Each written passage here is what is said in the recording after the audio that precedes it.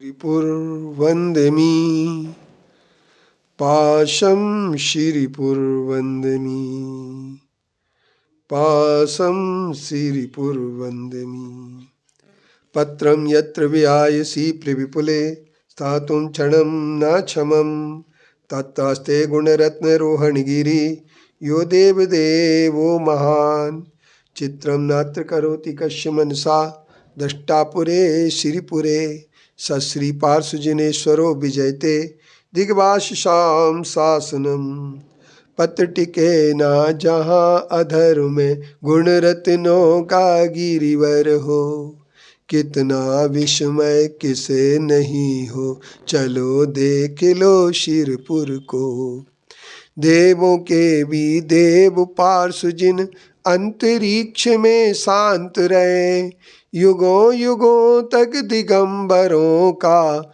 जिन शासन जयवंत रहे। भगवान महावीर ने आचार के अंतर्गत 13 प्रकार के चारित्रों का वर्णन किया। 5 महाव्रत, 5 समिति और 3 गुप्ती। महाव्रतों में अहिंसा, सत्य, अचौर्य, ब्रह्मचर्य और अपरिग्रह व्रतों को सबसे पहले रखा। जब आचार्य विद्यासागर जी महाराज जी 12 अप्रैल को 1979 में प्रवचन करने रामलीला मैदान जयपुर में गए तो वहाँ पर 5 महाव्रत के 5 इलेक्ट्रिक बोर्ड लगे हुए थे। उनमें 4 में तो लाइट जल रही थी, लेकिन अपरिग्रह वाले में लाइट नहीं जल रही थी। आचार्य श्री विद्यासागर जी महाराज जी ने कहा कि जैनों की एक सबसे बड़ी समस्या है कि परिग्रह को पाप नहीं मानना चाहते, जबकि परिग्रह सबसे बड़ा पाप है। संगेन कामा जायते, संग के कारण से, परिग्रह के कारण से काम की उत्पत्ति होती है। अभी मैं श्रीमद् भागवत का 11वां स्कंद देख रहा था, जिस 11वें स्कंद में परिग्रह की बहुत अच्छी बात व्याख्या की गई। उनका कहना यह था कि ध्यान करने वाले को सबसे पहले परिग्रह से मुक्त होना चाहिए। जब तक परिग्रह से मुक्त नहीं होते हैं तब तक ध्यान की सिद्धि नहीं होती है, और वस्त्र कभी ध्यान का साधन नहीं हो सकता है। मच्छर काटे, ठंड लगे, इनसे बचाव के लिए यदि वस्त्र कोई धारण करता भी है तो यह बात निश्चित है कि वस्त्र धारण करने के बाद उस वस्त्र की सुरक्षा की भी व्यवस्था करना पड़ेगी। उन वस्त्रों को धोने की, सुखाने की भी व्यवस्था करना पड़ेगी। और यहाँ तक पिंड नियुक्ति के अंतर्गत वस्त्र धोने की विधि के अंतर्गत ये लिखा गया है कि जब वस्त्र धोते हैं तो साधु सुखाने के लिए जब कहीं डालें तो वहाँ पर साधु स्वयं बैठे, ताकि कोई चोर उन वस्त्रों की चोरी ना कर ले। तो जहाँ परिग्रह होता है वहाँ पर यह बात आ जाती है कि कोई हमारे इसकी चोरी ना कर ले, तो चोरी से करने के भय सबसे पहले आ जाता है।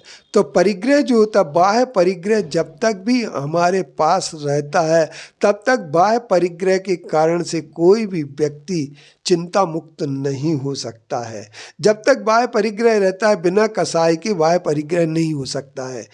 अब जिन्होंने ये बात कही कि बाह्य परिग्रह रखें, कपड़े तो हम रखेंगे लेकिन हमारे अंदर मूर्छा नहीं होगी, तो ये उसी तरीके से होगा कि जिस तरीके से पानी में लहर तो होगी पर पानी नहीं होगा, ये संभव नहीं है। इसलिए हम ये कह सकते हैं कि जहाँ लहर होती है वहाँ पानी अवश्य होता है। इसी तरीके से जहाँ बाह्य परिग्रह होता है, बाह्यम तपा परम दुश्चर माचरंस्तो माध्यात्म कस्य तपसा परिवृंगणार्थम ध्यानम निरस्य कलशद्वयमुत्तरस्मिन् ध्यानद्वय विवर्ति सेति सयोपन्ने।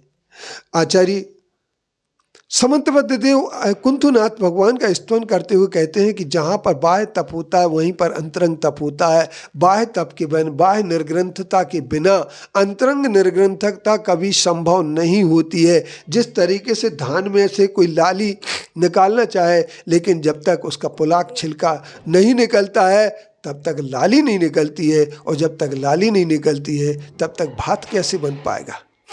इसलिए हम सब लोगों को ये विचार करना पड़ेगा, इस चीज़ पर चिंतन करना पड़ेगा कि अगर किसी को यह बात सोचना है कि बाह्य परिग्रह को अगर हम दूर नहीं कर पाए तो अंतरंग परिग्रह हमें प्राप्त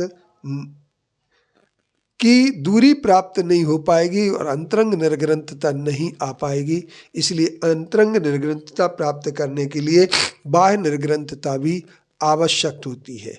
शांति का सूत्र अपरिग्रह है और हमारे यहाँ अपरिग्रह अभी डिम लाइट में चल रहा है, क्योंकि हम लोग सब चीज़ को तो पाप मानते हैं पर परिग्रह को पाप मानने के लिए कारण में हम उपस्थित नहीं कर पाते हैं। और यहाँ तक कि हम वस्त्र को परिग्रह नहीं मानने की बात सोचते हैं, लेकिन आचार अंग में स्वयं ही लिखा गया है कि वह परिग्रह वस्त्र परिग्रह है। और इसके लिए सूत्र भी तत्वाधिगम में भी यह सूत्र दिया गया है कि क्षेत्र वास्तु हिरण्य स्वर्ण धन धान्य दास दास को पभाण प्रमाण अतिक्रमा है।